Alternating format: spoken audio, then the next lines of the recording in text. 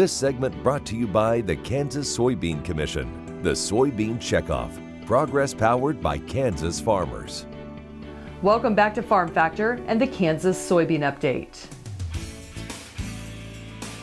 This is the Kansas Soybean Update. It's brought to you by the Kansas Soybean Commission. The Soybean Checkoff, progress powered by Kansas farmers. Dan O'Brien, K-State Extension Associate Professor in Ag Economics, joins us. And Dan, the Plantings Intentions Report came out in late March. How are we looking as far as what we could see for the soybean crop this year? There's a U.S. story and there's the Kansas level story. For the U.S. story, projection is for 83.5 million acres to be planted here in the U.S. That's a rebound from last year. We did a lot of preventive planting, delayed in the field issues that happened all throughout the spring, and we were down to 76.1 million acres. So that rebound, part of that's expected just because we're not anticipating the same preventive planted numbers. The state of Kansas, we're projected to be 5 million acres for 2020 plantings, and that's up from about 4.5 million in 2019, and actually even up from about 4.75 in 2018. I think that the happenings in the U.S. corn market and ethanol, the last since this survey was taken in early March,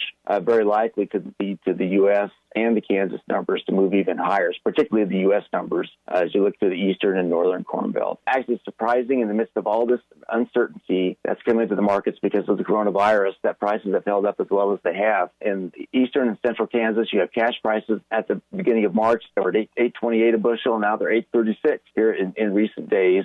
So they haven't really fallen off in the eastern part of the state that much. And in the western part, we have seen some decline, about 40, 50 cents, from about $8.11 down to $7.61. Futures were at $9.01 in early March, or just around $9 here, closed at about $8.55, $8.56 as we look at April the 2nd. So we have seen some decline there. I think that's really in concert with the general concerns that have happened in the markets of late. Prospects for 2020, I do wonder about uncertainty that's still to be dealt with in the logistical chains of our South American export competitors, particularly Argentina, Brazil, Paraguay also. And I would not be surprised that there could be opportunities for the U.S. to perform well in export markets, maintain our prices here in the U.S., all that much stronger if there are logistical disruptions that happen in our competitors' supply chains to the south. And when those come, they would be a surprise and would be kind of a shock to the market. So we're holding it at prices at or above cost of production right now for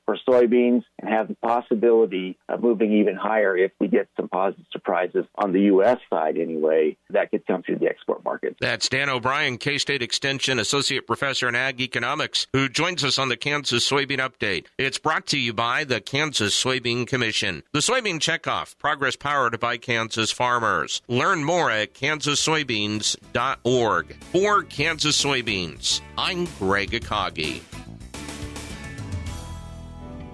After the break, Dwayne is with Lacey Fair, a lead teacher with Kansas Corn and the STEM Learning Program.